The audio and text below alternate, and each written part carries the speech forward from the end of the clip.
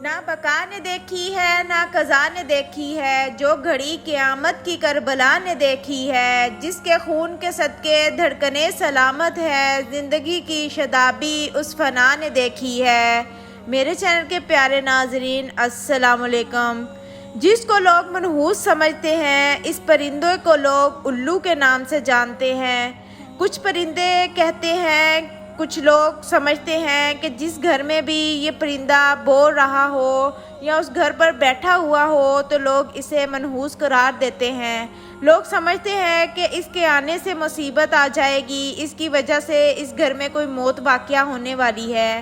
یہ پرندہ ہمیشہ ویرانیوں میں ہی رہتا ہے اور لوگوں سے دور تلک رہتا ہے۔ آخر یہ پرندہ کیوں سب سے چھپ کر ویرانوں میں رہتا ہے؟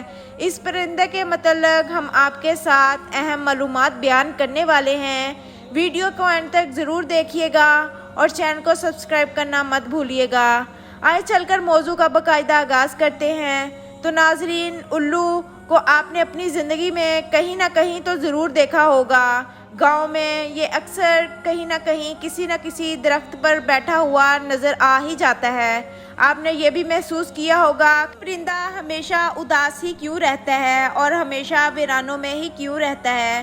امام جعفر صادق کی خدمت میں حاضر ہوا اس شخص نے عرض کیا کہ آپ مجھے بتائیں کہ جو الو پرندہ ہے یہ ہمیشہ ویران جگہ پر کیوں رہتا ہے اور یہ ہمیشہ اداس ہی کیوں رہتا ہے؟ آپ نے فرمایا، اے شخص جس کو تو اس پرندے کو دیکھ رہا ہے، یہ پرندہ ایسے ہمیشہ نہیں تھا۔ یہ پرندہ ہمیشہ ویرانوں میں نہیں رہتا تھا اور نہ ہی اداس رہتا تھا۔ اس کے ساتھ ایک ایسا واقعہ پیش آیا، اس واقعے کے بعد یہ پرندہ اداس رہنے لگا۔ یہ سن کر اس شخص نے عرض کیا، اے حضرت کیا ہوا تھا اس پرندے کے ساتھ اور کیا واقعہ پیش آیا؟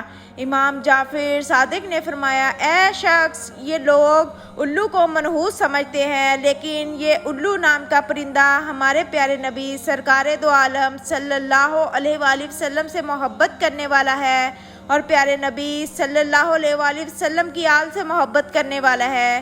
اس پرندے کو پتہ چلا کہ حضرت امام حسین اللہ تعالیٰ عنہ کربلا میں اپنے تمام لوگوں کے ساتھ رکے ہوئے ہیں، تو یہ الو 9 محرم کی رات کربلا میں جا پہنچا اور جا کر حضرت امام حسین رضی اللہ تعالیٰ عنہ سے عرض کرنے لگا، یا حسین میرے لیے کیا حکم ہے؟ تو امام حسین علیہ السلام نے فرمایا، اے پرندے تو یہاں سے چلا جا، کیونکہ کل جو کچھ بھی پیارے نبی صلی اللہ علیہ وآلہ وسلم کی آل کے ساتھ ہونے والا ہے وہ تم نہیں دیکھ پاؤ گے۔ یہ سن کر اس پرندے نے کہا، یا حسین میں یہاں سے نہیں جاؤں گا، میں یہیں رہوں گا۔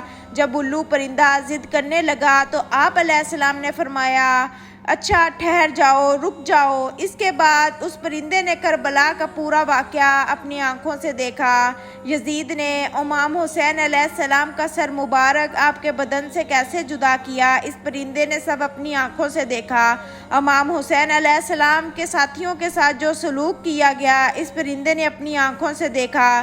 تب ہی یہ پرندہ انسانوں سے نفرت کرنے لگا اور انسانوں سے ڈرنے لگا۔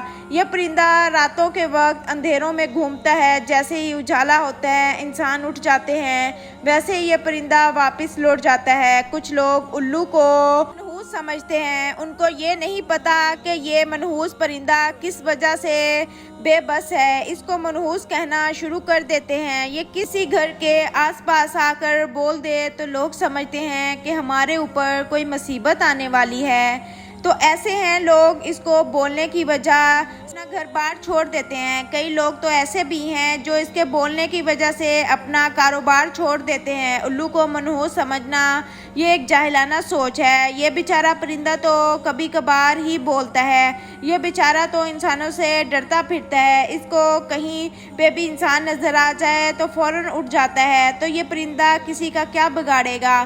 آپ کو یہ جان کر حیرانی ہوگی کہ دنیا میں 250 قسم کے الو پائے جاتے ہیں، لیکن ان کی पूरी कौम को दो खास कबीलों में बांटा गया है, एक बुरान उल्लू और दूसरा आम उल्लू। आपको याद रहे कि चूहे, कीड़े मकोड़े वगैरह इंसानों के दुश्मन होते हैं और इनके खेतों के भी दुश्मन होते हैं, लेकिन उल्लू इनको तो अपनी खुराक बनाकर करोड़ों का अनाज आता है। उल्लू लोगों की माली मदद करता है, इसलिए उल्लू इंसान का दोस्त कहलाता है। आमतौर पे इनकी उम्र लगभग 12 साल होती है। उल्लू अपना घोंसला पेड़ों की कोह में बनाता है या फिर अपना घोंसला वीरान जगहों पर बनाता है या किसी कुएं में या वीरान जगह पर बनाता है जहां पर किसी इंसान का आना जाना ना हो, जो इंसान इसे देख ना सके। ये तो और भी बातें की जाती हैं, ये भी कहा जाता है कि ये दीदे दिखाता है, लेकिन उल्लू बेचारा तो अपनी आंखों से मजबूर है, वो तो सिर्फ